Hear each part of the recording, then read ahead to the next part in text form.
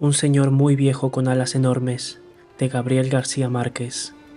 Al tercer día de lluvia, habían matado tantos cangrejos dentro de la casa que Pelayo tuvo que atravesar su patio anegado para tirarlos al mar, pues el niño recién nacido había pasado la noche con calenturas y se pensaba que era causa de la pestilencia. El mundo estaba triste desde el martes. El cielo y el mar eran la misma cosa de ceniza, y las arenas de la playa, que en marzo fulguraban como polvo de lumbre, se habían convertido en un caldo de lodo y mariscos podridos. La luz era tan mansa al mediodía que cuando Pelayo regresaba a la casa después de haber tirado los cangrejos, le costó trabajo ver qué era lo que se movía y se quejaba en el fondo del patio. Tuvo que acercarse mucho para descubrir que era un hombre viejo, que estaba tumbado boca abajo en el lodazal, y a pesar de sus grandes esfuerzos no podía levantarse, porque se le impedían sus enormes alas. Asustado por aquella pesadilla, Pelayo corrió a buscar a Elisenda, su mujer, que estaba poniéndole compresas a un niño enfermo, y le llevó hasta el fondo del patio.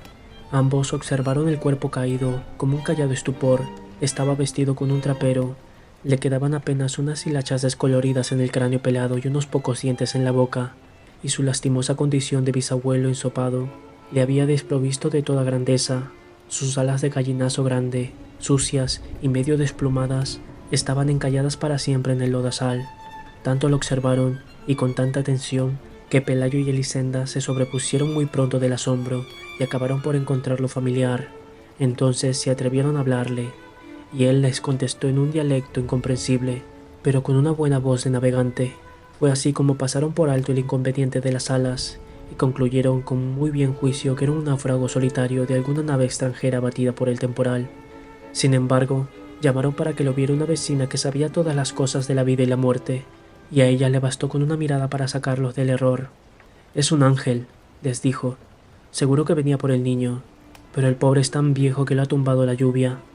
Al día siguiente, todo el mundo sabía que en casa de Pelayo tenían cautivo un ángel de carne y hueso, contra el criterio de la vecina sabia, para quien los ángeles de estos tiempos eran sobrevivientes fugitivos de una conspiración celestial. No había tenido corazón para matarlo a palos. Pelayo estuvo vigilándolo toda la tarde desde la cocina, armado con un garrote de alguacil, y antes de acostarse lo sacó a rastras del lodazal y lo encerró con las gallinas en el gallinero alumbrado. A medianoche, cuando terminó la lluvia, Pelayo y Elisenda seguían matando cangrejos. Poco después el niño despertó sin fiebre y con deseos de comer. Entonces se sintieron magnánimos y decidieron poner al ángel en una balsa con agua dulce y provisiones para 3 días y abandonarlo a su suerte en alta mar.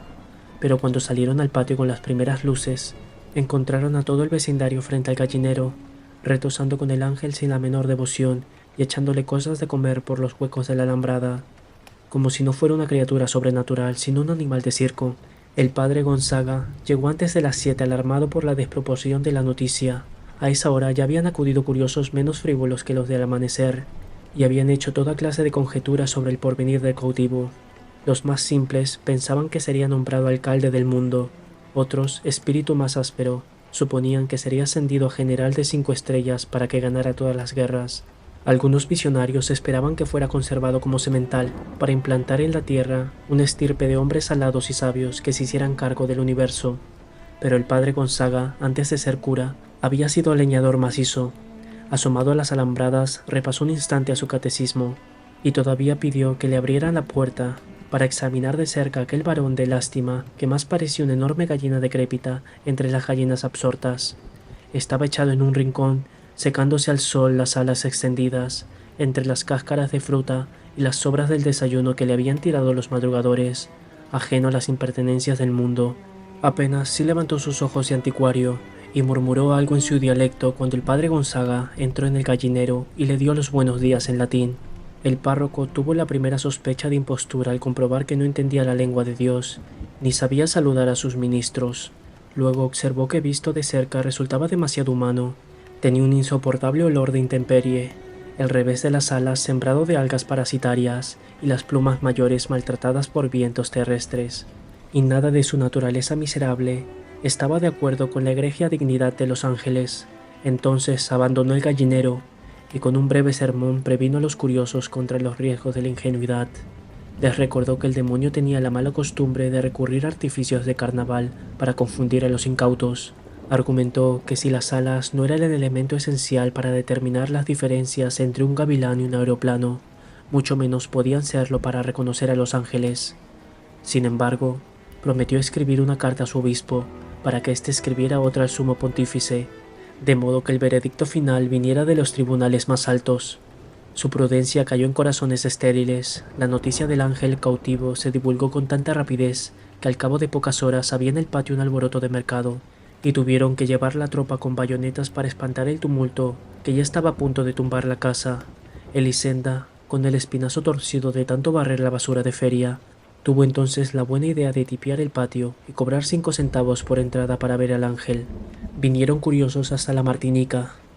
Vino una feria ambulante con un acróbata volador, que pasó zumbando varias veces por encima de la muchedumbre, pero nadie le hizo caso porque sus alas no eran de ángel sino de murciélago sideral. Vinieron en busca de salud los enfermos más desdichados del Caribe, una pobre mujer que desde niña estaba contando los latidos de su corazón y ya no le alcanzaban los números, un jamaicano que no podía dormir porque le atormentaba el ruido de las estrellas, un sonámbulo que se levantaba de noche a deshacer dormido las cosas que había hecho despierto, y muchos otros de menor gravedad. En medio de aquel desorden de naufragio que hacía temblar la tierra, Pelayo y Elisenda estaban felices de cansancio, porque en menos de una semana atiborraron de plata los dormitorios, y todavía la fila de peregrinos que esperaban su turno para entrar llegaba hasta el otro lado del horizonte. El ángel era el único que no participaba de su propio acontecimiento. El tiempo se le iba buscando acomodo en su nido prestado, aturdido por el calor del infierno de las lámparas de aceite y las velas de sacrificio que le arrimaban a las alambradas.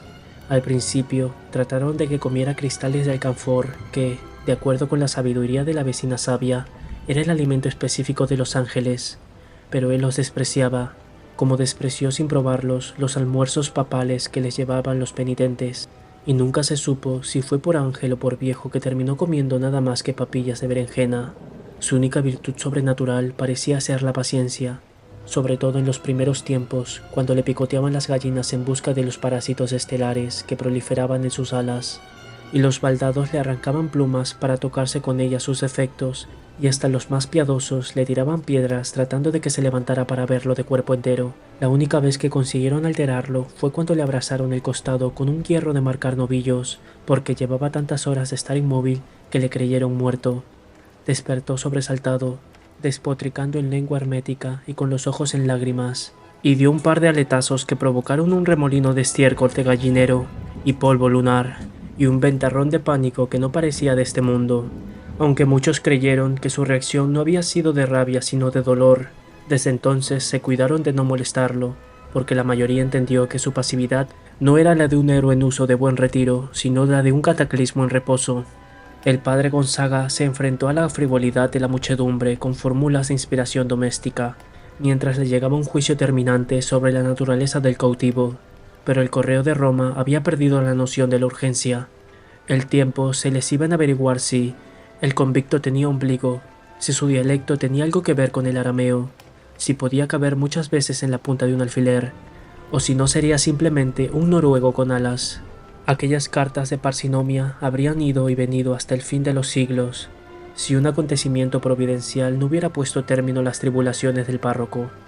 Sucedió que por esos días, entre muchas otras atracciones de las ferias errantes del Caribe, llevaron al pueblo el espectáculo triste de la mujer que se había convertido en araña por desobedecer a sus padres.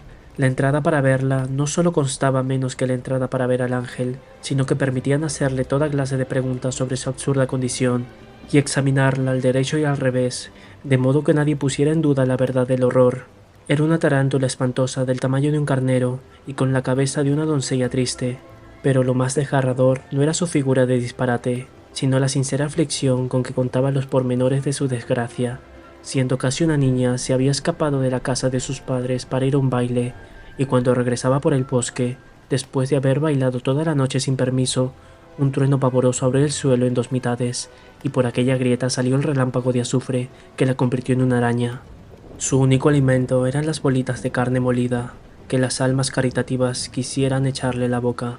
Semejante espectáculo, cargado de tanta verdad humana y de tan temible escarmiento, tenía que derrotar sin proponérselo al de un ángel despectivo, que apenas si se dignaba mirar a los mortales. Además, los escasos milagros que se le atribuían al ángel revelaban un cierto desorden mental, como el del ciego que no recobró la visión, pero le salieron 3 dientes nuevos, y el paralítico que no pudo andar pero estuvo a punto de ganarse la lotería, y el del leproso a quien le nacieron girasoles en las heridas.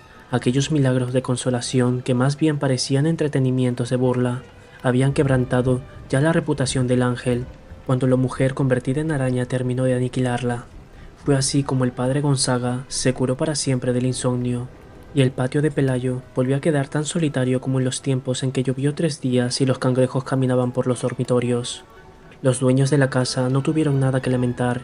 Con el dinero recaudado, construyeron una mansión de 2 plantas, con balcones y jardines, y con sardineles muy altos para que no se metieran los cangrejos del invierno, y con barras de hierro en las ventanas para que no se metieran los ángeles. Pelayo estableció además un criadero de conejos muy cerca del pueblo, y renunció para siempre a su mal empleo de alguacil. Y Elisenda se compró unas zapatillas satinadas de tacones altos y muchos vestidos de seda tornasol, de los que usaban las señoras más codiciadas en los domingos de aquellos tiempos. El gallinero fue lo único que no mereció atención. Si alguna vez lo lavaron con creolina y quemaron las lágrimas de mirra en su interior, no fue por hacerle honor al ángel, sino por conjurar la pestilencia de muladar que ya andaba como un fantasma por todas partes y estaba volviendo vieja la casa nueva. Al principio, cuando el niño aprendió a caminar, se cuidaron de que no estuviera cerca del gallinero, pero luego se fueron olvidando del temor y acostumbrándose a la peste, y antes de que el niño mudara los dientes se había metido a jugar dentro del gallinero, cuyas alambradas podridas se caían a pedazos. El ángel no fue menos displicente con él que con el resto de los mortales, pero soportaba las infamias más ingeniosas con una mansedumbre de perros sin ilusiones. Ambos contrajeron la varicela al mismo tiempo. El médico que atendió al niño no resistió la tentación de auscultar al ángel. Encontró tantos soplos en el corazón y tantos ruidos en los riñones que no le pareció posible que estuviera vivo. Lo que más le asombró, sin embargo, fue la lógica de sus alas. Resultaban tan naturales en aquel organismo completamente humano que no podía entender por qué no las tenían también los otros hombres. Cuando el niño fue a la escuela, hacía mucho tiempo que el sol y la lluvia habían desbaratado el gallinero. El ángel andaba arrastrándose por acá y por allá, como un moribundo sin dueño. Lo sacaban a escobazos de un dormitorio y un momento después lo encontraban en la cocina. Parecía estar en tantos lugares al mismo tiempo, que llegaron a pensar que se desdoblaba, que se repetía a sí mismo por toda la casa. Y la exasperada Elisenda gritaba fuera de quicio que era una desgracia vivir en aquel infierno lleno de ángeles. Apenas sí podía comer. Sus ojos de anticuario se le habían vuelto tan turbios que andaba tropezando con los horcones, y ya no le quedaban sino las cámulas peladas de las últimas plumas.